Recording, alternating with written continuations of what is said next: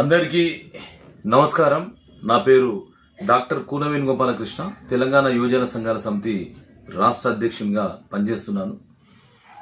సంగారెడ్డి పట్టణానికి పాస్పోర్ట్ కేంద్ర కార్యాలయం లేకపోవడం అనేది చాలా రకాల విద్యార్థులకు, యువతకు, మహిళలకు, అన్ని వర్గాలకు చాలా ఇబ్బందికరమైనటువంటి పరిస్థితి ఉంది. గతంలో 20 సంవత్సరాలకు పూర్వం మన సంగారెడ్డి పట్టణంలో పాత కలెక్టరేట్లో ఈ పాస్పోర్ట్ కేంద్ర కార్యాలయం ఉండే. కానీ యాదృచ్ఛికమో మళ్ళీ ఏం జరిగిందో ఏందో మనకు తెలియదు. కానీ మొత్తానికైతే సంగారెడ్డి నుంచి ఆ పాస్పోర్ట్ కార్యాలయం అయితే గాయబైపోయింది. ఇక్కడ మెదక్లో పాస్పోర్ట్ కేంద్ర కార్యాలయం ఉన్నది, సిద్దిపేటలో ఉన్నది, అన్ని జిల్లా కేంద్ర కార్యాలయం పట్టణంలో ఈరోజు పాస్పోర్ట్ కేంద్ర కార్యాలయం ఉన్నది. కానీ సంగారెడ్డి పట్టణం లేకపోవడం అనేది చాలా బాధాకరమైన విషయం.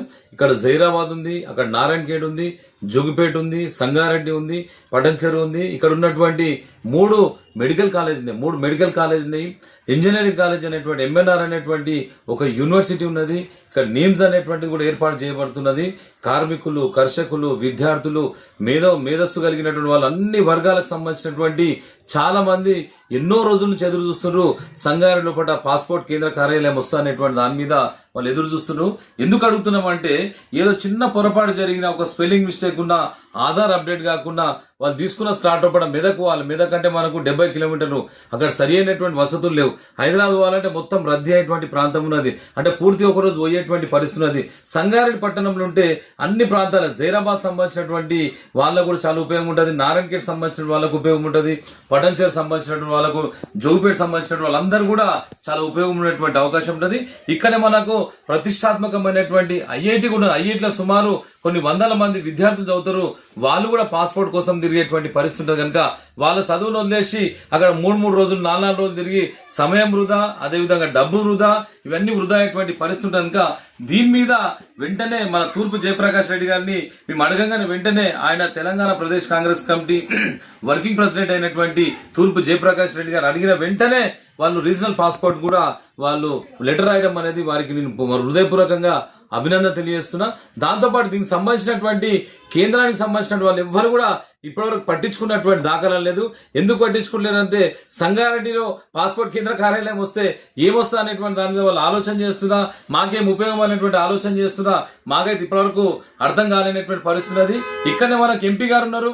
ఆ ఎంపీ గారు కూడా తలుచుకుంటే ఒక వారం రోజుల లోపల, 10-15 రోజుల లోపల వెంటనే మన సంగారెడ్డికి సంబంధించినటువంటి పాస్పోర్ట్ సంబంధించినటువంటి కార్యాలయం ఏర్పడేటువంటి అవకాశం ఉన్నది. ఎందుకు చొరవ తీసుకోలేకపోతున్నారు, దీని ఇంకా ఏం మతలబు ఉన్నది, ఏం కారణం ఉందనేటువంటి దాని మీద కూడా తెలంగాణ యువజన సంఘాల సమితి తరఫున వారిని సూటిగా అడుగుతున్నాం.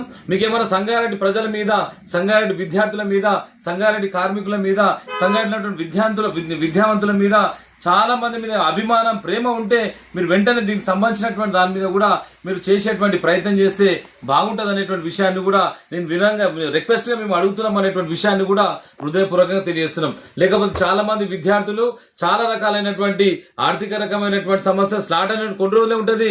ఇట్లా చూడంగా ఇట్లా గయగానే మళ్ళీ వాళ్ళు డబ్బులు వెచ్చించి మళ్ళీ స్లాట్ బుక్ చేసుకోవాలి. మళ్ళీ పొరపాటు వచ్చిందనుకో వాళ్ళందరినీ ద్రాక్షగా ఇటువంటి పరిస్థితి కనుక వెంటనే కేంద్రానికి సంబంధించినటువంటి ఇక్కడ ఎంపీ గారు ఉన్నారు, మీరు ప్రత్యేకమైనటువంటి చొరవ తీసుకోవాలనేటువంటి విషయాన్ని కూడా నేను హృదయపూర్వకంగా తెలియజేస్తున్నా. మీరు దంచుకుంటే చేస్తారు కానీ ఎందుకు ఈ రకంగా ఆలస్యం అవుతుంది అనేటువంటి దాని మీద కూడా మేము తెలంగాణ యువజన సంఘాల సమితి తరఫున మిమ్మల్ని అడుగుతున్నాం అనేటువంటి విషయాన్ని కూడా హృదయపూర్వకంగా తెలియజేస్తున్నాం. ఒకవేళ మీరు అంటే చాలా రకాలుగా, ఎన్ని రకాలుగా మీకు అప్లికేషన్స్ పెట్టుకున్నా, ఎన్ని రకాలుగా ఇది చేసిన చాలా రకాలైనటువంటి సంఘాలు కూడా ఈ పాస్పోర్ట్ కావాలనేటువంటి దాని మీద సంఘాలైనటువంటి ప్రజలందరూ కూడా ముక్త కంఠంతో పాస్పోర్ట్ కార్యాలయం సంగారెడ్డి కావాలనేటువంటి దాని మీద చాలా రకాల ఆర్జీలు పెట్టుకున్నారు, చాలా రకాలుగా నిరసనలు తెలిపారు, చాలా రకాలుగా వారు ప్రయత్నం చేసేటువంటి దాని మీద చేసినా కానీ ఎందుకు ఈ అధికార యంత్రాంగం, కేంద్ర ప్రభుత్వానికి సంబంధించినటువంటి రీజనల్ పాస్పోర్ట్ కార్యాలయం కూడా ఎందుకు స్పందిస్తలేదు అనేటువంటి విషయాన్ని కూడా తెలంగాణ యువజన సంఘాల సమితి తరఫున మేము అడుగుతున్నాం. ఒకవేళ మీరు సంగారెడ్డి పట్టణానికి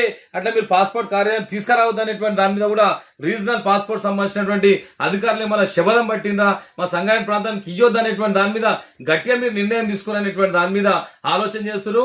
ఇంకా మేము డిసెంబర్ వరకు అనుకుంటాం.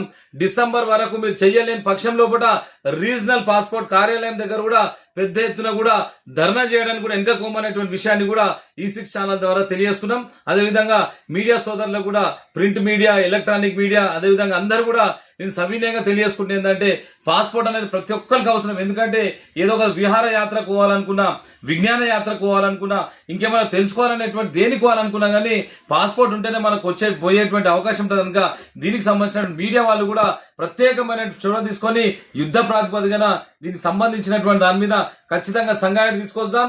సంగారెడ్డికి పాస్పోర్ట్ కార్యాలయం తీసుకొచ్చేంత వరకు మీరు శబదం చేయాలనేటువంటి విషయాన్ని కూడా మీడియా సోదరులందరూ కూడా నేను సవినయంగా తెలియజేసుకుంటున్న విషయాన్ని కూడా మరొకసారి తెలియజేసుకుంటూ, రాబోయే రోజుల్లో చాలా ప్రతి ఒక్కరు కూడా మా ఇంట్లో కూడా ఎవరికైనా కానీ పాస్పోర్ట్ ఉంటే ఒక రకమైనటువంటి భరోసా ఉంటుంది. ఏ సమయంలోనే సరే మన ఫ్లైట్ టికెట్ తీసుకొని పోయేటువంటి అవకాశం ఉంటుంది.